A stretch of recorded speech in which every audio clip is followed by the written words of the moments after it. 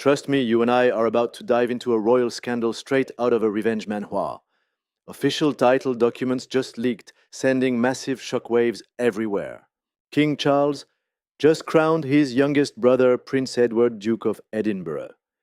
That is the legendary title his late father, Prince Philip, held for over 70 years. The leaks prove Edward holds two insane titles under totally different legal systems, and get this, one of them vanishes the second he dies. But how those titles clash?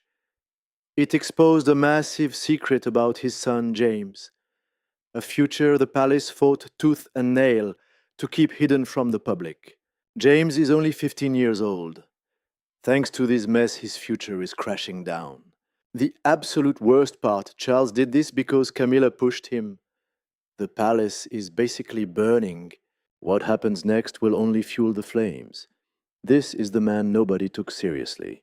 These titles were handed to a guy who had already lost absolutely everything: his pride, his dignity, his father's respect.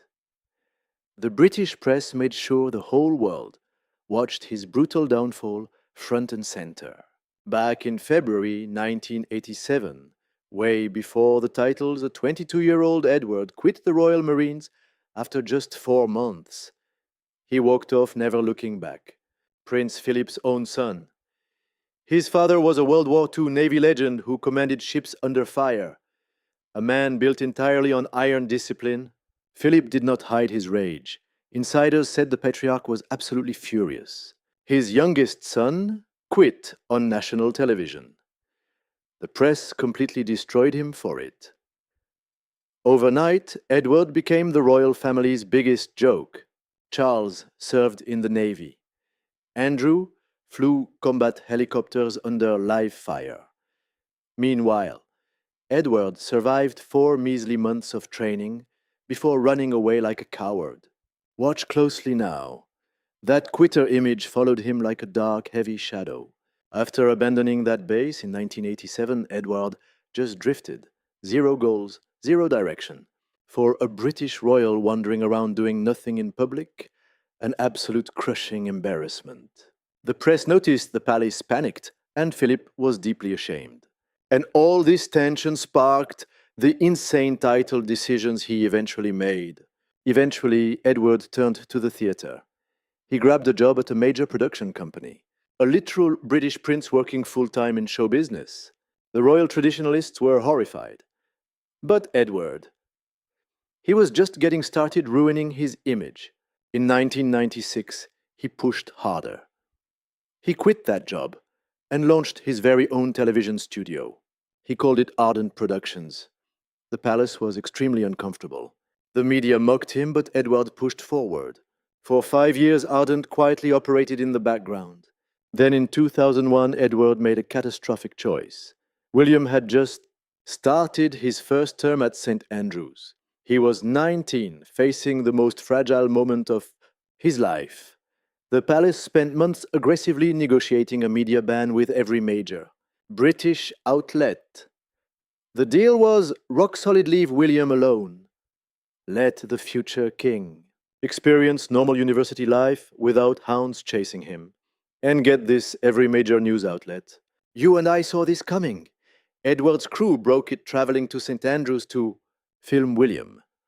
They secretly recorded him walking campus living his life. Not out of simple confusion, they did it to sell royal documentary content for pure profit. They were going to cash in on the future king when every other network had backed off. When the palace found out, pure shock, followed by absolute rage. This wasn't some sleazy tabloid that broke the rules. This was Edward the King's brother. Charles was furious. The palace dropped a brutal statement drawing the line. Edward was forced into a humiliating public apology. Ardent Productions collapsed soon after. His television career dead. But that wasn't even his heaviest burden. The biggest scandal hit before his titles. Through the 80s and 90s, the British tabloids relentlessly hunted Edward over his sexuality. Unmarried into his mid-30s, working heavily in the Theatre scene. In that brutal era, the press treated both as glaring red flags of a massive royal secret.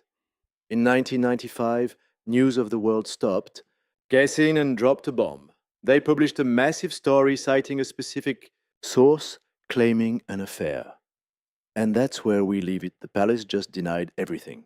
Stick with me, you and I are about to see a wild royal survival arc. Edward said nothing. Not then, not ever. He knew fighting back would just feed the fire. For over 10 solid years, that toxic press narrative ran wild while he stood and took it. Without one single public comeback.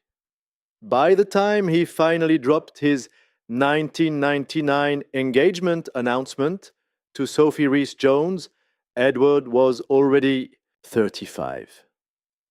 He was brutally humiliated over the Marines publicly mocked for his television career and watched his very own company explode in his face over a family scandal. For more than 10 years, he was a giant walking target for endless tabloid rumors he could literally never fight back against. Critics coldly pointed out that his sudden engagement timing was completely convenient for the palace's PR machine. When the June 1999 wedding finally arrived, everyone expected exactly one thing to happen: a massive dukedom. That was just the system. Charles got Cornwall, Andrew got York, so Edward was obviously next in line for a power-up. It was an automatic win. Instead, the palace dropped a shocker. He would just be an Earl, the Earl of Wessex. Choosing to take an earldom over a heavy dukedom was actually Edward and Sophie's personal call. They deliberately wanted a much lower profile than a senior royal role naturally brings. But picking Wessex as their exact title, that is where this story gets completely insane. Edward had literally just watched the 1998 movie Shakespeare in Love, featuring a guy named Lord Wessex, played on screen by Colin Firth, and he just loved the vibe of that name. A literal British prince chose his official lifelong royal title purely based on a fictional character from a period drama movie. They obviously kept that hilarious detail out of the official press release, but the rumor has never faded. But the palace dropped a massive bonus alongside that announcement, something that was supposed to completely balance out that unexpected downgrade in status. Buckingham Palace officially confirmed a backdoor deal agreed between Queen Elizabeth, Prince Philip, and Charles. The master plan was that Edward would eventually unlock the Dukedom of Edinburgh, Philip's legendary personal title. It is easily one of the most insanely prestigious ranks in the whole royal system. Not immediately, but eventually. That massive promise was made out loud, and Philip himself staked his reputation on it.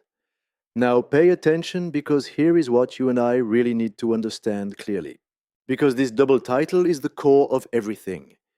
Edward was essentially sitting on two different royal titles at the exact same time. The Earldom of Wessex from 1999 and the heavy dukedom of Edinburgh promised but pending. When that duke title finally dropped, both massive ranks would clash inside the exact same family simultaneously, but they operated under two totally different sets of rules. One title completely vanishes, the second, Edward, dies, while the other officially survives him. One dies. With him, the other passes straight down to James. That transfer, that exact exchange, that is the ultimate switch. And Edward's lawyers just formally locked that down in official paperwork. And that single confirmation, it just blew this entire hidden plot wide open. But long before he ever unlocked that second title, Edward just waited. He kept quiet, slowly building a rock-solid, incredibly consistent public brand right alongside Sophie. He knew his past blunders had completely ruined his reputation, and he accepted it. So he quit chasing personal glory completely. He turned into exactly what the family needed. And the British public definitely noticed.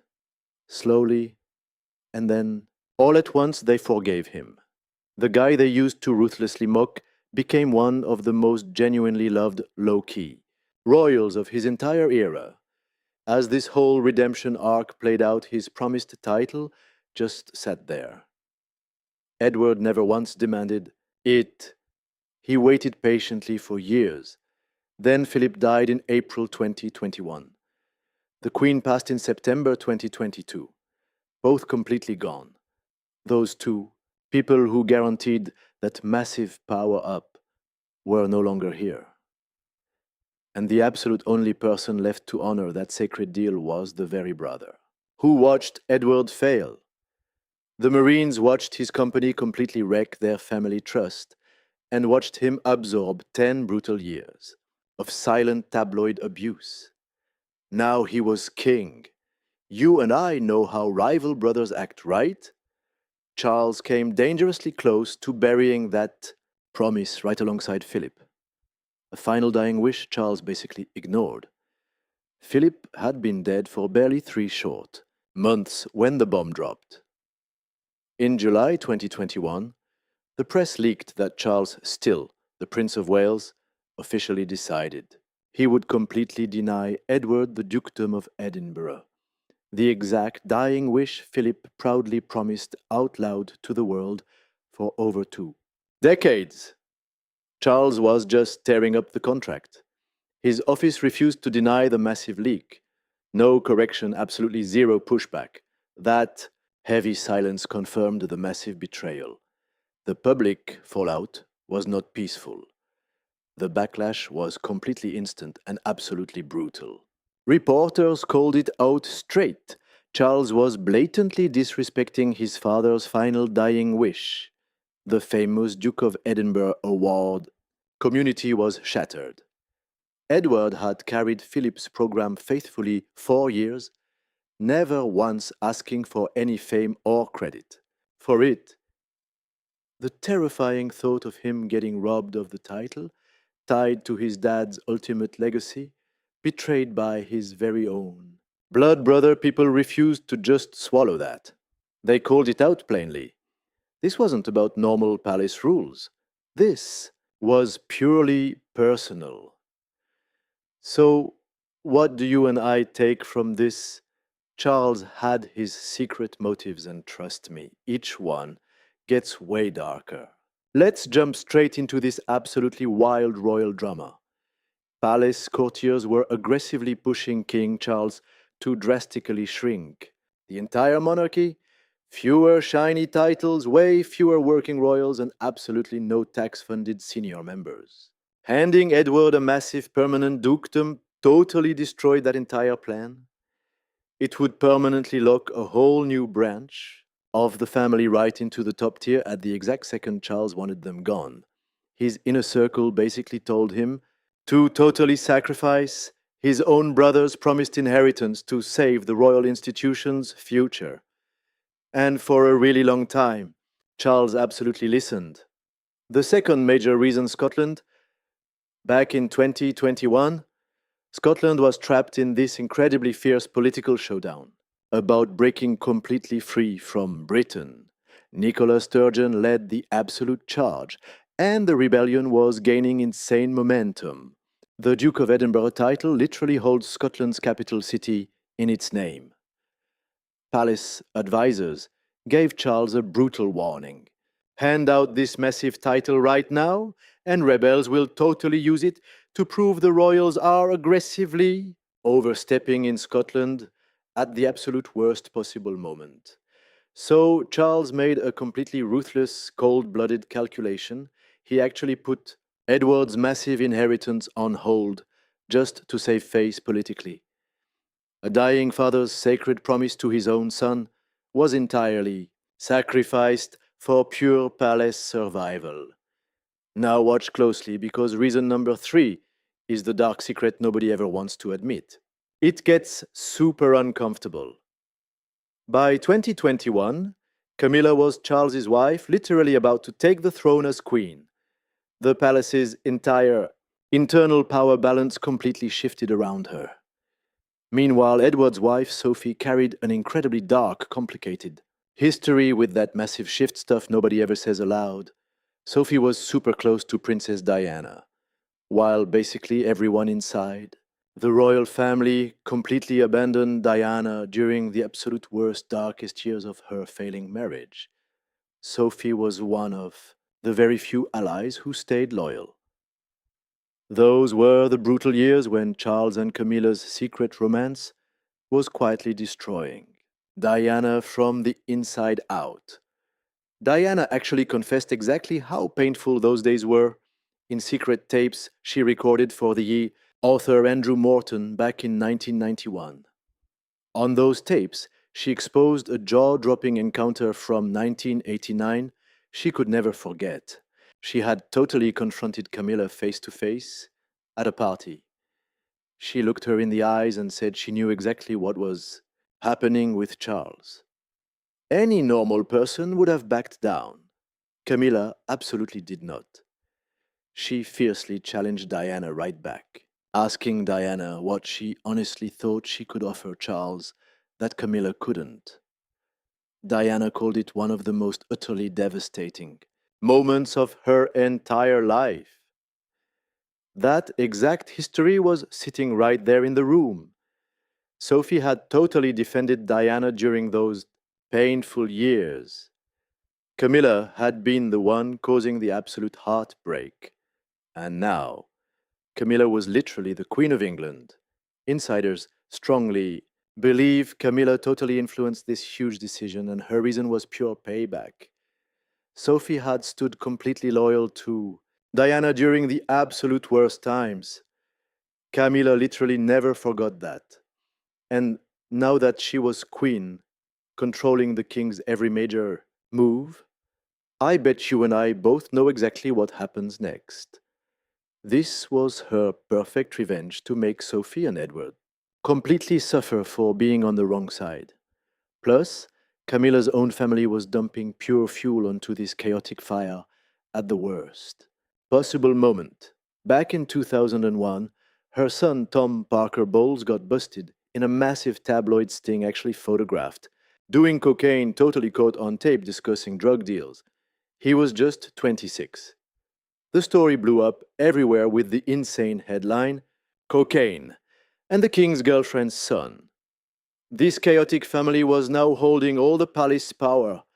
This was the toxic world Edward was navigating, just waiting to see if his dead father's dying wish actually meant anything to the man wearing the crown. But Edward stayed completely silent. He just kept grinding, traveling representing the family, forcing smiles at events, and said absolutely nothing publicly about this absolute disrespect. Then February 2023 hits. Nicola Sturgeon stepped down. The massive Scottish independence wave finally shattered. That huge political window that stayed bolted shut for 2 straight years. It violently cracked open overnight. And on March 10th, 2023, on Edward's 59th birthday, Charles finally made the epic announcement. The massive dukedom of Edinburgh was officially handed to his younger brother. 24 years after that sacred promise, 2 years after Philip died, Edward was finally a duke. Sophie was a duchess. But wait, what Charles actually gave him was totally not what Philip wanted at all. It took sharp lawyers to expose just how insanely ruthless this difference really was. A title with a literal expiration date. When that huge announcement dropped on his birthday, everyone assumed one thing: the dying promise was kept. Edward finally secured his legendary father's title.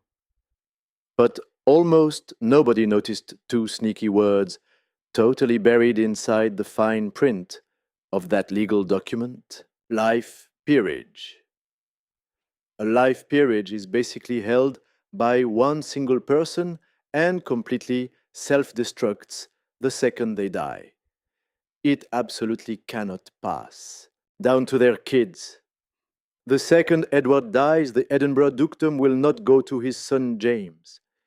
It gets instantly ripped back to the crown, completely erased from existence, and can only return if some future king decides to miraculously revive it. Prince Philip held that title for over 70 years, building his entire legacy around it. Trust me, you and I know this brutal ending hits deep. The title will not continue down Edward's family tree. King Charles deliberately set it up to hit a total dead end. Prince Philip's very own grandson James is completely locked out of the Duke of Edinburgh legacy. He loses that status completely, yet somehow, at stick with me here, this gets wild. He instantly inherits the Earldom of Wessex on his own. One massive door absolutely slams shut, while another cracks wide open at that exact same second, triggered by one passing. This automatic swap is the switch. The lawyers just confirmed. A total double title situation, but the hidden legal papers revealed something else hiding beneath the surface. A secret detail that made the legal team's job an absolute nightmare, pushing the whole royal scandal way more explosive. An old law from 1917 states James Edward and Sophie's son is absolutely allowed to call himself Prince. James, complete with His Royal Highness title. He has held this massive right since birth, and nobody stripped it away. However, Edward and Sophie simply chose to hide it when he was born. They desperately wanted him to live a completely normal life, keeping the big option open to claim it at age 18 if he desired. Well, James turned 18 in December 2025. He completely ignored it. The kid literally wants zero part of it. But here is the massive catch. Just because James refuses the title does not mean it vanished. Official royal legal documents actually have an incredibly strict rule. Every single royal perk must be marked active, permanently cancelled, or officially paused. Nobody can just skip details and pretend they vanished. Because of this, the frantic lawyers drafting Edward's title papers right now are totally forced to list James's prince status in the official files, even though James himself wants absolutely nothing to do with any of it.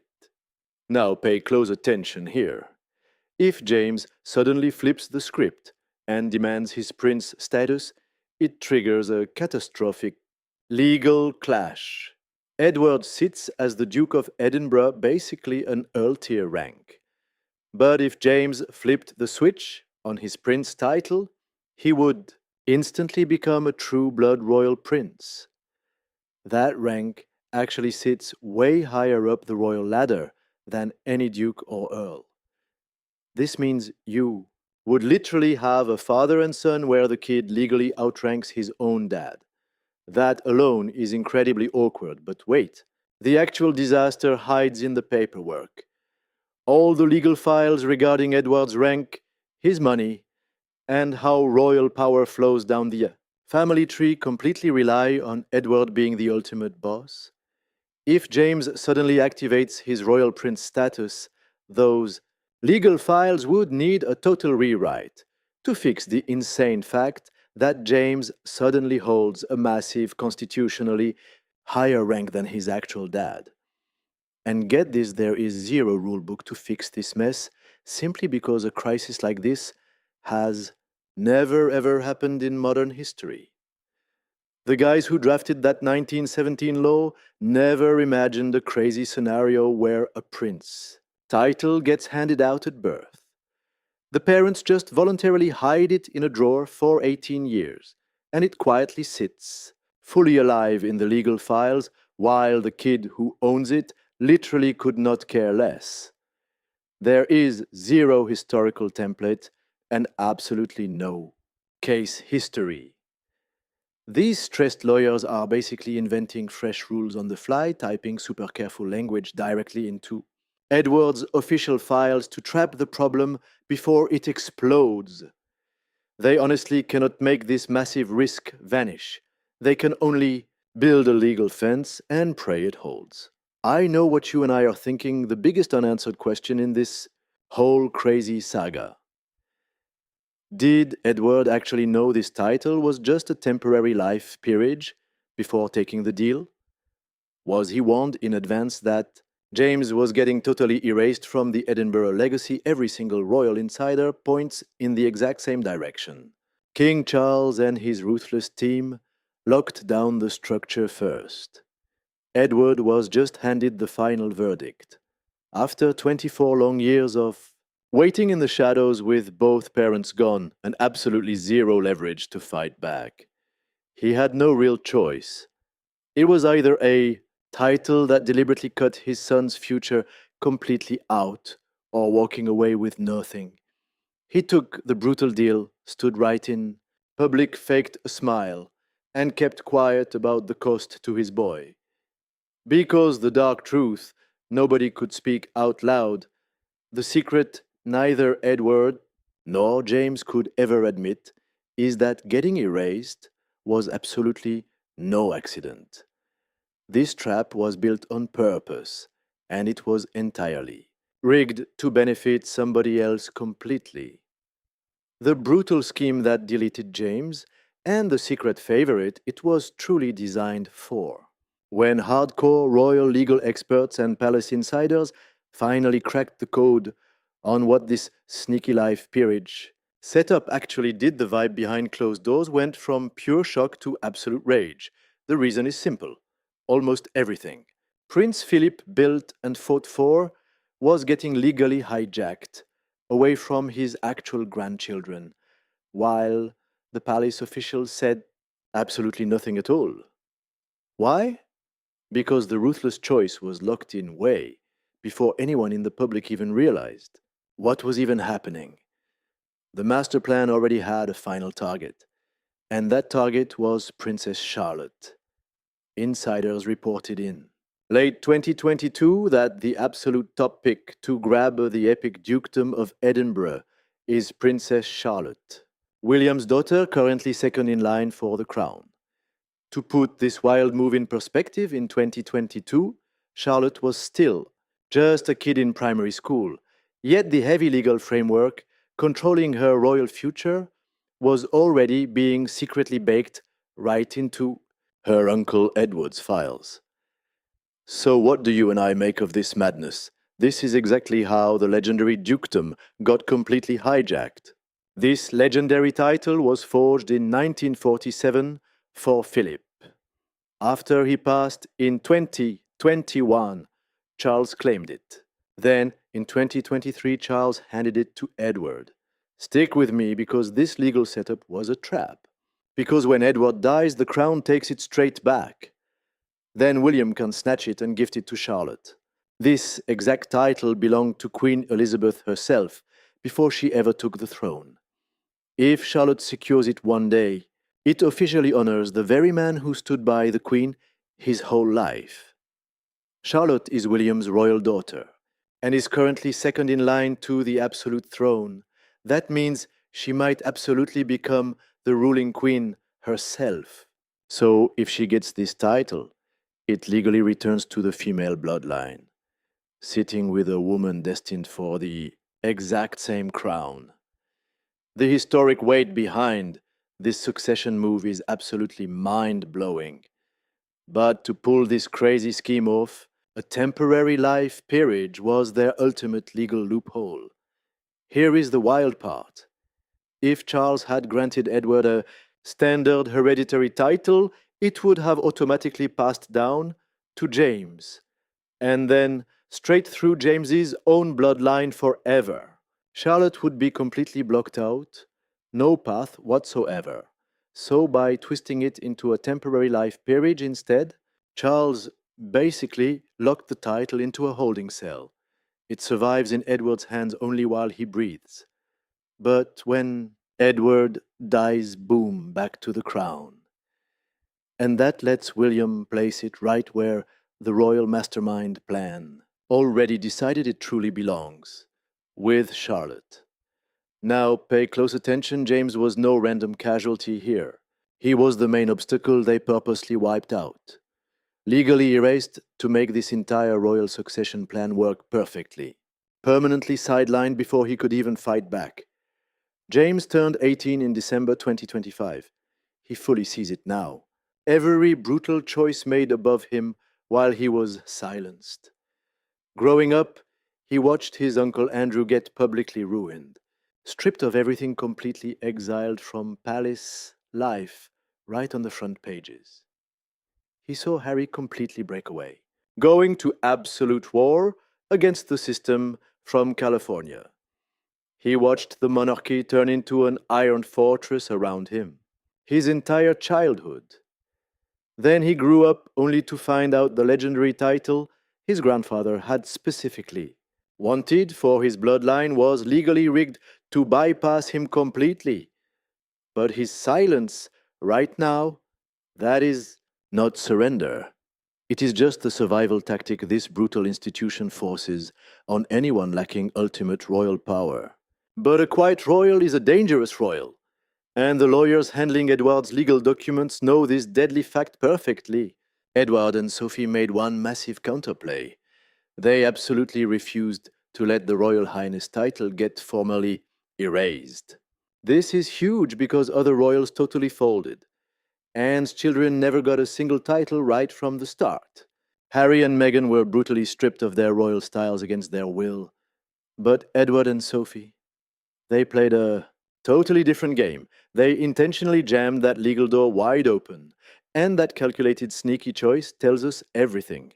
Underneath all the fake smiles, the forced compliance, and decades of staying completely silent in public, Edward and Sophie were not risking anything. They kept that power option alive as their ultimate backup plan just in case. Now, I know what you're thinking, but legally, since they never shut it, nobody else can. The lawyers currently drafting Edward's files are totally stuck. All they can do is write desperate legal loopholes and pray to God. It never blows up. But amidst this absolute legal chaos and every single ruthless palace decision, one person was actually on the ground, holding this shattered family together while the institution played sick games. She never got an ounce of the epic credit she deserved. And what the royal system dragged her through. To reach this point, that is a terribly dark scandal. The royal palace desperately hopes the general public forgets forever the true mastermind who held it all together and the devastating price she paid. While royals played title games, Sophie was the one keeping the kingdom running. And the palace system practically destroyed her doing it. In 2001, the exact year Edward's production company collapsed for secretly filming William at St. Andrews, Sophie got hit by the most brutal calculated media takedown in history. A News of the World reporter spent months playing a fake role, posing as a mega-rich businessman to trap her. Slowly, deliberately, he hijacked Sophie's trust. Caught on secret tapes, she totally let her guard down, dropping raw truths about royal family members and heavily insulting the Prime Minister's wife on record. She even criticized the Queen's sacred speech, sparking an absolute meltdown from the furious palace bosses. Edward and Sophie were forced into a humiliating public apology. It was the most crushing, exposed moment of their lives. So, what do you and I take away from this? The reporter was secretly probing for something much darker. Stick with me, we are exploring the palace's massive image crisis surrounding Edward. How the royal institution managed the toxic rumors still swirling around her husband. What the royal court was absolutely terrified the public actually believed. The wild fact that a massive newspaper viewed Edward's reputation as a high-value target, spending months building this incredibly elaborate undercover trap tells you exactly how dangerously alive those dark rumors still were 2 whole years after their wedding. Sophie married a man the ruthless press spent an entire decade trying to completely destroy. She stepped into a massive monarchy that was already crumbling to pieces in every single direction. Charles and Diana's legendary marriage collapsed very publicly. Diana was tragically gone. Andrew and Sarah Ferguson completely fell apart as well. The royal institution was essentially bleeding out from multiple massive wounds simultaneously, and Sophie walked right into the dead center of that chaos, perfectly steady and composed. She had absolutely zero clue that a ruthless tabloid with a fake shake and a hidden wire was about to do to everything she worked so hard to build. She ultimately survived it. They both did. However, now watch closely. The institution wasn't finished. In January 2020, Harry and Meghan walked away. By November 2021, Andrew was stripped of public duties following that massive Epstein scandal. The collapse was so complete, so absolutely damaging, that it instantly wiped one of the highest ranking working royals entirely out of the picture almost overnight.